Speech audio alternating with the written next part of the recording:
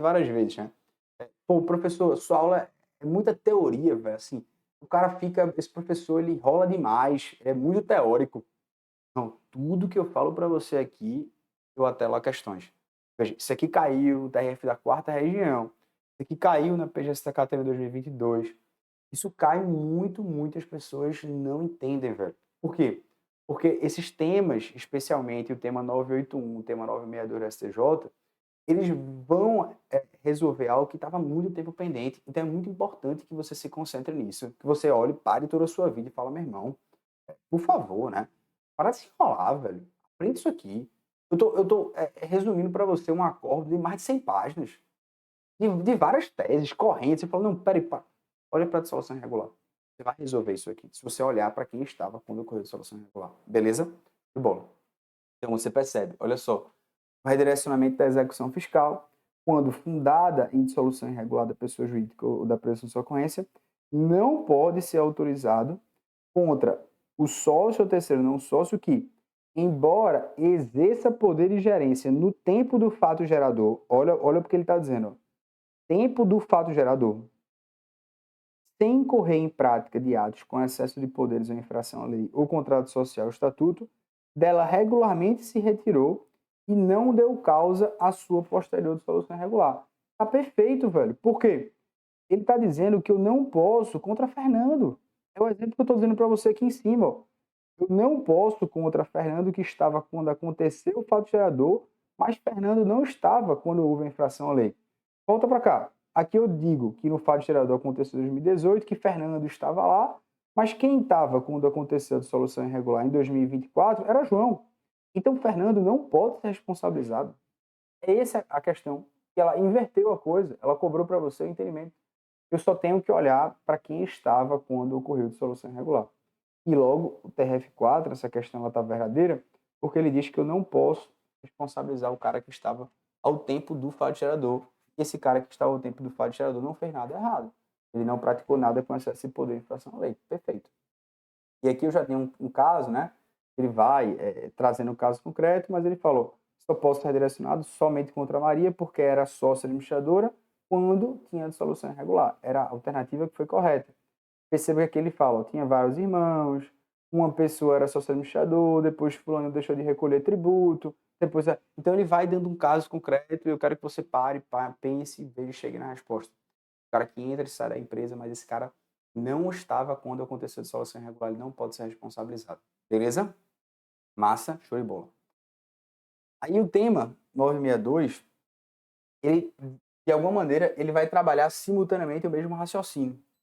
Perceba que ele fala, ó, o redirecionamento da execução fiscal, quando fundado em dissolução irregular da pessoa jurídica executada na presunção de sua ocorrência, não pode ser autorizado contra um terceiro não sócio que, embora exerça poder de gerência quando aconteceu o fato gerador, ele não estava na prática com ato do excesso de poderes ou infração à lei ou contrato social. Ele saiu regularmente se retirou e não deu causa à posterior dissolução irregular. Esse é o entendimento do tema 962, que se completa com o tema 981, e que, de certo modo, foi objeto dessa questão aqui da quarta região, 2022. Então, essa é a lógica. Pô, eu pratiquei ali o fato gerador, o estado sócio gerente. Praticar o fato gerador não é relevante para fins de responsabilidade tributária. E aí você percebe também mais uma questão que ela vai trabalhar isso.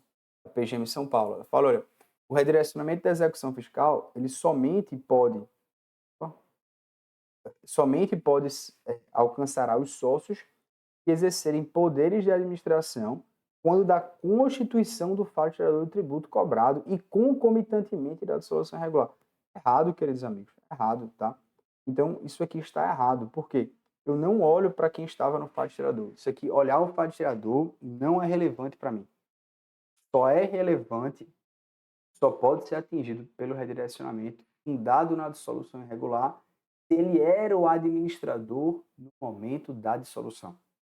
Ele sai antes disso, em regra, ele não pode ser responsabilizado porque ele não praticou nada errado. Beleza?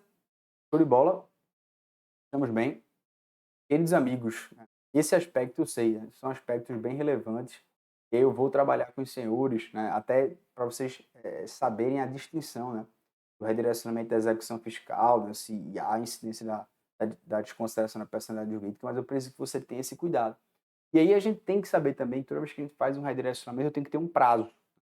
Eu posso redirecionar, qual o prazo para isso? E aí o STJ ele também vai falar o seguinte, olha, para que eu redirecione a execução fiscal para um sócio, eu tenho um prazo de 5 anos. Esse prazo de 5 anos, ele vai ser contado da citação da pessoa jurídica. Veja, se quando você quer fazer o redirecionamento precedente a esse ato processual, ou seja, quando você quer redirecionar antes de, de você ter a citação, e aí depois ele vai lá e diz para a gente, né?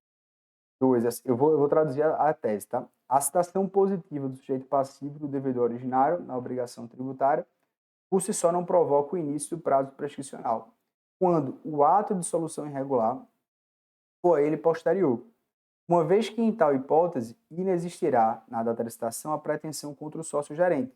O termo inicial do prazo prescricional para cobrar créditos sócio-gerentes infratores é a data da prática e um ato inequívoco, indicador do intuito de inviabilizar a satisfação do crédito tributário em curso de cobrança executiva. E aí eu quero que você chegue. Como é que eu descubro isso aqui, professor? O prazo que eu tenho para dissolver, para redirecionar para um sócio. O importante é sempre você saber do termo inicial para redirecionar. É que você perceba, esse ato ilícito, ele aconteceu antes ou depois da citação? Essa é a pergunta que eu faço para você. E aí, lembre que a palavra-chave é quando houve a prática de um ato inequívoco. Antes desse precedente, você contava que a prescrição era de 5 anos a partir da citação do contribuinte, independentemente se a dissolução aconteceu antes ou após desse marco temporal. Por que esse precedente é importante? Veja, o que é que eu estou querendo destacar aqui para você, tá? Só para que você consiga entender, de certo modo, a premissa aqui desse julgado. Eu tenho uma ação de execução fiscal. Eu posso redirecionar para um sócio gerente que praticou uma dissolução irregular de maneira ad infinito, ou eu tenho um prazo que eu tenho que respeitar.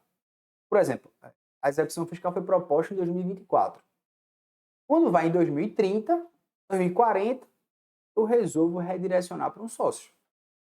Aí, antes desse julgamento do STJ, eles falavam, olha, eu sempre tenho um prazo de 5 anos a partir da citação para você redirecionar. Significa que você propõe uma execução fiscal em 2024, em 2024 você cita a pessoa jurídica, eu teria que olhar 5 anos, então só teria até 2029, para que você conseguisse fazer o redirecionamento para o sócio ou não. Ponto. Antes desse julgado era assim. Mas o que é que muda nisso? Ele fala, olha, eu quero que você olhe. A dissolução irregular, ela foi antes de ter a citação ou depois de ter a citação? Primeira tese. Se a dissolução irregular, ela se dá antes da citação, exemplo, o processo foi proposto em 2024, certo? A citação, por exemplo, aconteceu em 2024. Suponha que a dissolução irregular ela aconteceu em 2015, muito antes da citação que foi em 2024. O que ele está dizendo? Eu tenho prazo de 5 anos a partir da citação. Veja, se a citação acontecer em 2024, eu só poderia de 2019 a 2024, já que a dissolução irregular foi precedente, foi antes da citação. Beleza? Então, isso é o prazo de 5 anos. Se for em 2015, não posso. Ah, veja, eu promovi a execução fiscal em 2024, citei o cara em 2024. Aí eu descubro que lá em 2000 teve uma dissolução irregular. Meu amigo, passaram 24 anos. Então eu tenho um prazo de 5 anos, contados da citação, se a dissolução irregular foi antes da citação. Beleza? Beleza. Agora, professor, e quando a dissolução irregular ela é depois da citação? Quando ela é depois da citação, a gente vai para essa tese 2. Ela fala, olha, o termo inicial, ou seja, o prazo que a Fazenda Pública tem de 5 anos para redirecionar, é a partir do momento de um ato inequívoco. Então, suponha, a Fazenda Pública promoveu a execução fiscal em 2024. Beleza. Veja, viu? O prazo ele é de 5 anos a partir da citação. Se acontecer em 2029, 30, 40, 50, o prazo continua sendo de 5 anos. Mas qual é o marco temporal? Aí ele diz, o marco temporal é a prática de um ato inequívoco que houve fraude. Veja qual é o pensamento disso. Veja, houve a citação em 2024. Beleza. O prazo é de 5 anos. É de 5 anos. Mas qual o termo inicial? O termo inicial será do momento em que a Fazenda Pública teve ciência inequívoca que houve fraude. Porque, veja, se o cara foi citado em 2024 e ele promoveu, depois da citação, algum tipo de fraude, a Fazenda Pública ela tinha como saber que o cara praticou uma fraude? Se ela não tinha como saber, a Fazenda Pública ainda pode pedir o redirecionamento. Por quê? Porque só a prescrição quando há inércia. A prescrição só existe quando há inércia. Nesse caso, se o cara praticou um ato que ele está se escondendo, a gente não tem como saber, eu não posso fazer o redirecionamento. Por quê? O cara praticou algo às escuras, agora, processo 2024, beleza? Beleza, citação, beleza. Suponha que em 2025 tem uma certidão da oficial de justiça dizendo que a parte se mudou. Então eu tenho uma certidão dizendo, olha, esse cara se mudou. Essa certidão da oficial de justiça, ela já é o ato inequívoco que houve de solução irregular. Então, desde 2025, a Fazenda Pública agora vai ter 5 anos, de 2025 até 2030, para pedir o redirecionamento. Se ela não pede nesse prazo de 5 anos, houve prescrição para redirecionar. Mas tudo vai depender de quando foi a prática desse ato inequívoco. Se a citação foi em 2024, e eu falo, olha, em 2040, a Fazenda Pública pediu o redirecionamento para o sócio. Houve prescrição? Não necessariamente. Por quê? A pergunta que se faz é, se a dissolução irregular depois da citação é quando houve a prática de ato inequívoco. Não há nenhum indício de 2024 até 2040 que houve alguma dissolução irregular. Então, não tem como fazer, porque eu não tinha ciência. Agora, se tem durante um processo, se tem algo que demonstra que a Fazenda Pública tinha ciência disso, aí, nesse caso, começou a partir desse momento os 5 anos. Beleza? Entendidos com isso. Isso é muito importante, viu? Muito importante. Ter essa noção de descobrir o marco temporal. É de 5 anos, mas quando começa? E aí a gente tem, de certo modo, a lógica aqui do entendimento que ele vai justamente falar para a gente. O entendimento firmado pela CJ, tema 444, no sentido de que a decretação da prescrição para redirecionamento impõe que seja demonstrada inércia da Fazenda Pública, no lustro quando se segue a citação da empresa originalmente devedora. E aí você pode aplicar os demais responsáveis tributários. Ou seja, se tem outros responsáveis tributários, é a ideia. O prazo para redirecionar é 5 anos. Mas qual o termo inicial? O termo inicial é, se for antes da citação, o marco temporal é a citação. Se for depois da citação, o marco temporal é quando foi o ato inequívoco. Beleza? Outros julgados interessantes. Ele vai dizer para a gente, é possível o redirecionamento da execução fiscal contra um sócio-gerente da pessoa jurídica originalmente executado pela suposta prática de crime falimentar, mesmo que não tenha havido ainda o trânsito em julgado de uma sentença penal condenatória. Isso aqui é interessante porque se você tem indícios na prática de ato de infração à lei, ele já pode aplicar o artigo 135 do CTN. O que eu estou querendo dizer para os senhores é somente que o cara não precisa ser reconhecido por um juízo penal que ele praticou um crime contra a lei de falência para ele ser redirecionado. Porque é justamente esse raciocínio. Mesmo que ele tenha uma absolvição numa esfera penal, ele pode sofrer um redirecionamento. Mesmo que fale, não, ele não cometeu crime falimentar, tá?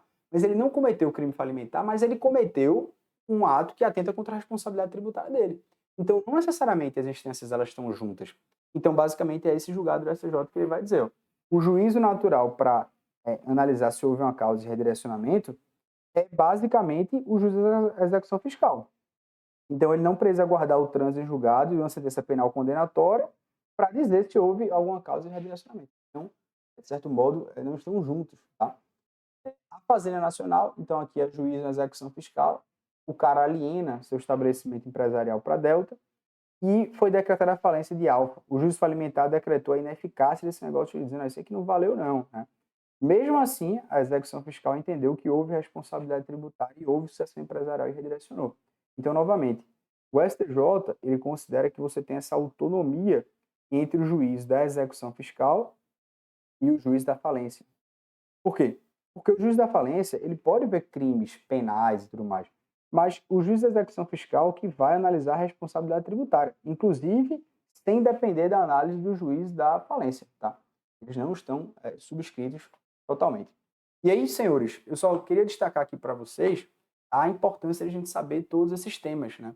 Tema de repercussão geral do Supremo 390, os temas repetitivos 1012, 981, 962, trata de redirecionamento.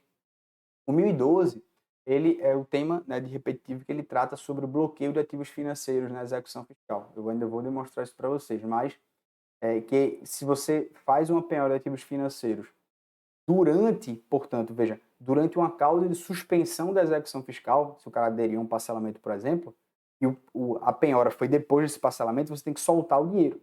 Agora, se você prende o dinheiro hoje, em que o crédito era certo, líquido exigível, e amanhã ele adere a um parcelamento, você não solta o dinheiro, digamos assim, não libera. Então fica mantido o termo repetitivo 1012. E aí esse aspecto ele é bem interessante, né? Vou evoluir com vocês. O tema 981, ele trata justamente essa questão de você só olhar para a dissolução irregular. Tema 981 e tema 962, né? Passa em júria. Aqui é os temas do redirecionamento de olhar para quem o sócio que estava ao tempo da dissolução irregular. É o tema 981 e também o tema repetitivo 962, né? Eles tratam, de certo modo, nessa ideia. Se a pessoa sai não praticou nenhum ato, isso não tem nenhum problema. E aí a gente vai, de certo modo, destacando. O tema 614 é o fato de você poder penhorar débitos da filial por dívidas da matriz e vice-versa. Então você tem a mesma certidão, né? Só que não confunda com aquele julgado que eu falo que se fecha a filial, necessariamente você presume que fechou a matriz e você quer responsabilizar solidariamente, de certo modo, o sócio-gerente. Não é esse caso. Mas aqui é que dívida da filial e dívida da matriz, filial e matriz, respondem simultaneamente. O tema repetitivo 614 do STJ. Né? E nesse aspecto, trago aos senhores o tema 630, que você tem a possibilidade de ter uma dissolução irregular, seja uma dívida tributária e não tributária, de responsabilizar, mesmo assim, o redirecionamento para o sócio-gerente. É indiferente. Se é uma dívida tributária ou não, você pode responsabilizá-lo. É o tema 630. E o tema 444 foi esse último tema que eu trabalhei com os senhores sobre a questão do termo inicial do prazo de 5 anos para redirecionar. Como é que se conta esse termo inicial? Beleza? Show de bola? Veja, eu não acho, né, que a gente vai ter dificuldade nesses assuntos, mas eu preciso que vocês tenham total cuidado. Por quê? Porque eles adoram cair em provas. Eles adoram cair em provas e é natural que às vezes você fique assim meio que esgotado, achando que não vai dar conta, achando que vai dar conta sim. Veja, até para trazer uma questão aqui para vocês. Ano 2024, caiu na PGR Rio Grande do Norte, né, prova de procurador. Ele trata de um caso, né, sobre a sociedade empresária, e ele trata justamente sobre um caso até simples, que era o gabarito. A sociedade empresária alfa deixa de funcionar o domicílio fiscal, não comunica se era legítimo redirecionamento para o sócio-gerente. Isso aqui já é o entendimento da súmula 435 do STJ, tá? Basicamente é isso. E aí, basicamente, essa lógica da súmula 435 do STJ. Deixa aqui a questão, para vocês darem uma olhada com calma, né? Acho que vai tratar sobre redirecionamento, sobre execução fiscal, sobre citação, sobre comunicação, sobre a possibilidade de redirecionamento, sobre essas hipóteses que versam sobre o mérito de implemento não gera responsabilidade tributária, sobre essa ideia do cara ter o poder de gerência, ele não diz, né, que se a pessoa sendo irrelevante para o redirecionamento, enfim, dá uma olhada com muito carinho. E essa é a questão aqui do sócio-gerente também, para que vocês percebam essa ideia de quem estava quando aconteceu a dissolução irregular, tema 982 e tema 961. Beleza? Simbora? Vamos lá, meus amigos. Avante, viu? Vocês vão fechar tudo que é redirecionamento. Tudo que cair redirecionamento, vão fechar. Vão arrebentar na prova. Olha, caramba, isso aqui eu dou aula, né? Eu vou ficar muito feliz. Por quê? Porque, de fato, é fácil. A perspectiva da lógica. Beleza? Vamos lá, simbora.